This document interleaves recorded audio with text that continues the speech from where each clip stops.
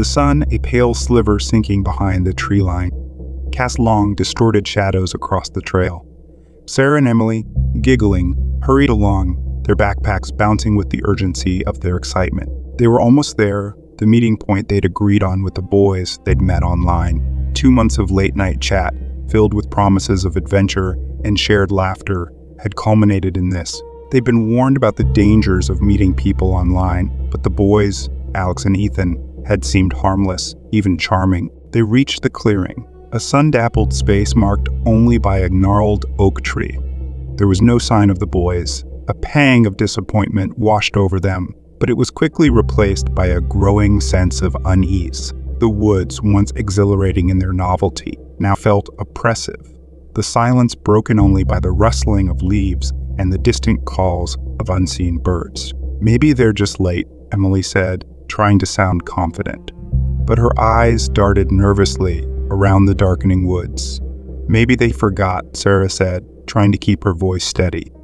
They waited, the minutes stretching into an eternity. Emily pulled out her phone, but service was dead. They were truly alone. A twig snapped behind them. Both girls whirled around, hearts pounding. "Alex," Sarah called out, her voice shaking. The rustling continued, moving closer. Fear prickled on Sarah's skin. This wasn't right. This wasn't how it was supposed to be. A shadowy figure emerged from the trees. It was tall and lanky, with a cruel grin stretched across its face. It was Alex. "Took you long enough, didn't it?" he said, his voice deceptively friendly. Behind him, Ethan emerged, his eyes gleaming with a predatory glint. Their smiles were chillingly insincere. "We were just getting ready," Ethan said, his voice raspy. The girls exchanged a look of pure terror. They knew, with a chilling certainty, that something was horribly wrong.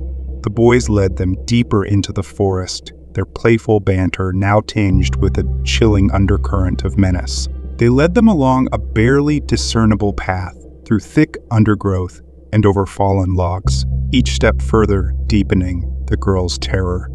Suddenly, Alex stopped. In front of them was a crudely constructed trap, a pit covered with branches and leaves. He pointed at it with a mocking chuckle.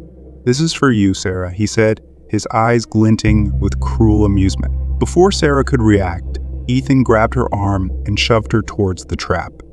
She stumbled, her foot catching on a loose branch, and she fell, her ankle twisting sickeningly as she plunged into the pit. A gasp escaped her lips as she landed with a bone-jarring thud. Emily, paralyzed with fear, could only watch in horror as Alex and Ethan approached her friend, their laughter echoing through the woods. They moved with a chilling efficiency, dragging Sarah towards the tree line, leaving her whimpering in pain. "Now," Emily, Ethan said, his voice dripping with malice, "it's your turn."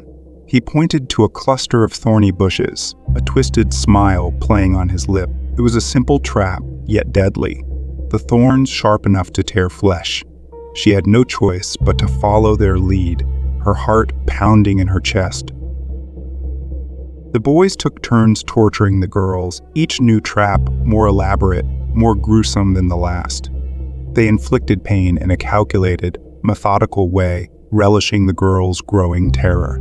The forest became a macabre playground for their twisted games. They tied Emily to a tree, her wrists raw from the rope. They sliced Sarah's leg with a rusty blade, the blood staining the forest floor a gruesome red. Their laughter echoed through the trees, a chilling soundtrack to the girls' growing despair. They were trapped, hunted, and utterly alone. As darkness closed in, the boys grew more sadistic, their cruelty amplified by the night. Finally, they gathered the girls together, their faces pale and contorted with pain. "We've had our fun," Alex said, his voice a chilling whisper. "Time for the grand finale." The girls looked at each other, their eyes filled with a desperate hope that was quickly extinguished. They knew what was coming, and there was nothing they could do to stop it. The woods grew quiet, the only sound the rustling of leaves and the chilling silence that preceded the storm. And as the night deepened, the cries of the girls were swallowed by the darkness, their final whispers lost to the wind.